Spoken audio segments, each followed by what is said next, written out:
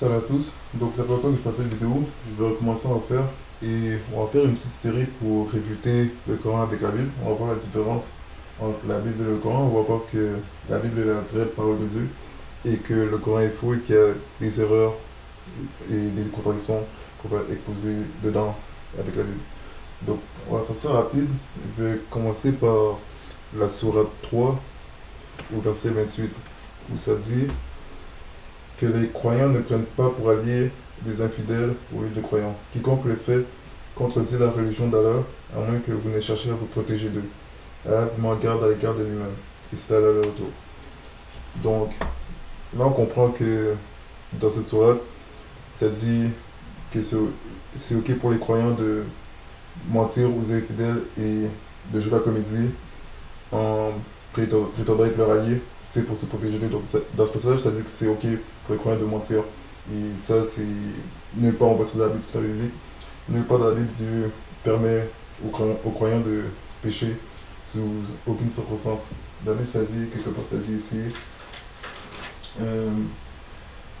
que l'amour soit. Non, pour Romains, verset.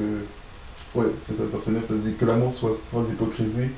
Ayez le mal en horreur, attachez-vous fortement au bien. Donc voilà comment Dieu veut, voilà ce que Dieu veut qu'on fasse. Il veut qu'on s'attache au bien en toutes circonstances et qu'on soit toujours honnête.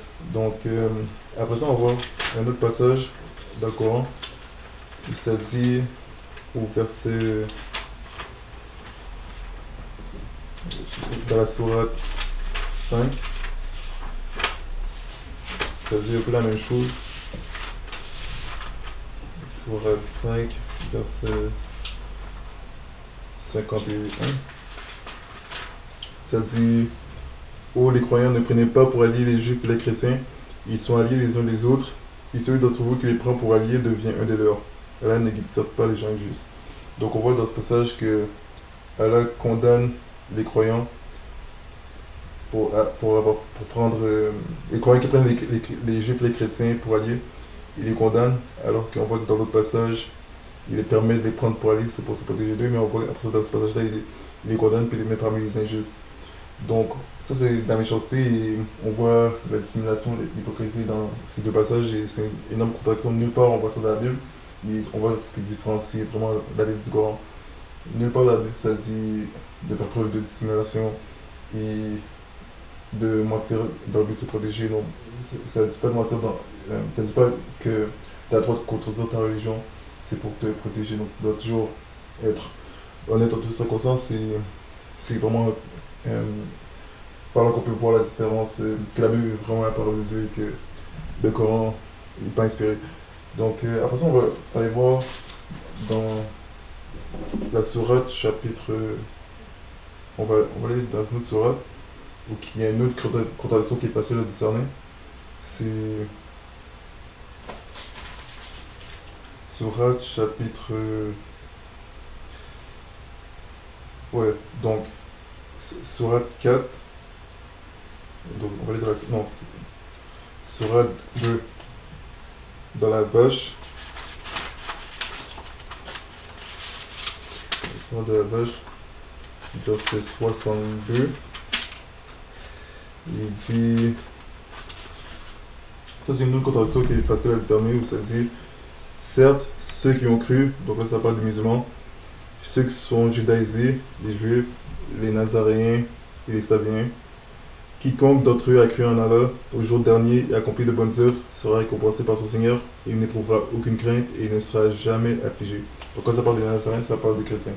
Donc tous ces groupes, musulmans, juifs, nazaréens et sabiens, et sabiens, c'est pareil que c'était une secte de l'époque qui adorait les auteurs, mais bon, tous ces groupes, ils vont aller, sur le passage, ça dit que ils vont avoir le salut, ils ne seront jamais affligés si ils croient en Allah et au jour dernier, il y a accompli de bonnes œuvres, ils vont avoir la récompense, ils vont avoir le salut.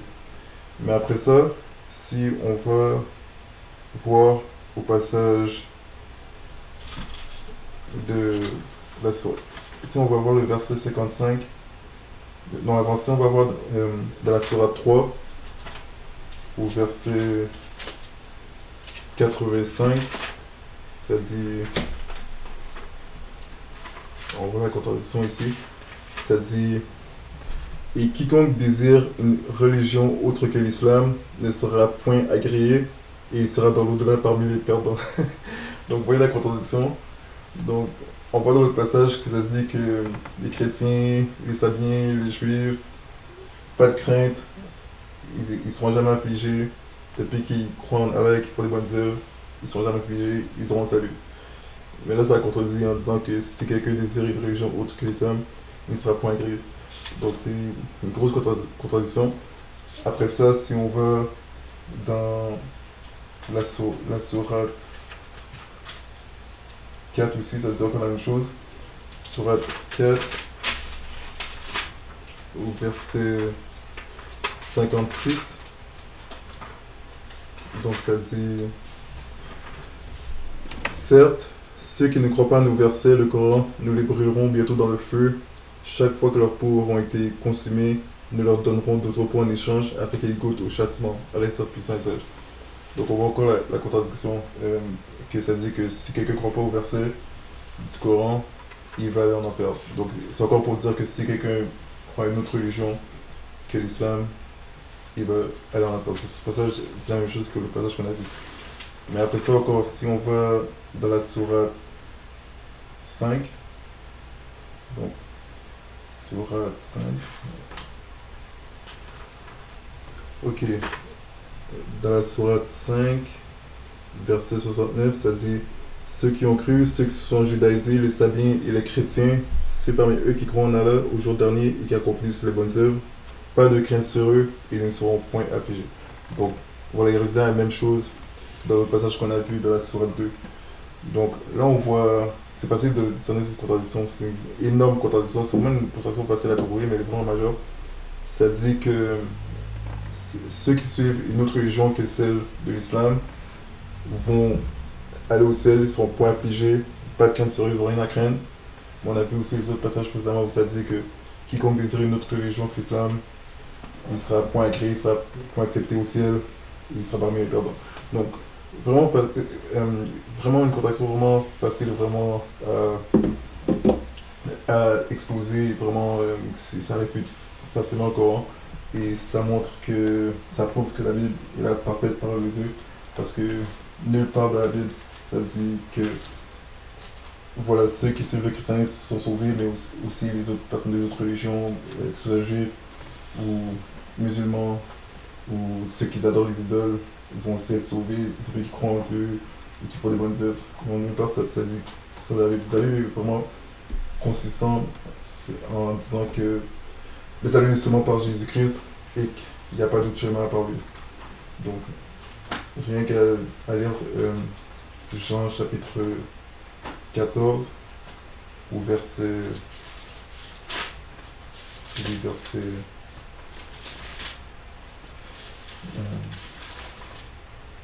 Oui, donc Jean chapitre 14, ça j'ai vraiment peur, où il dit, c'est Thomas qui pose la question à Jésus.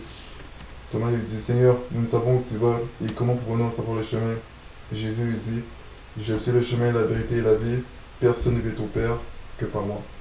Donc c'est déjà très clair, personne ne peut aller au ciel sans passer par Jésus. Il y a ce chemin.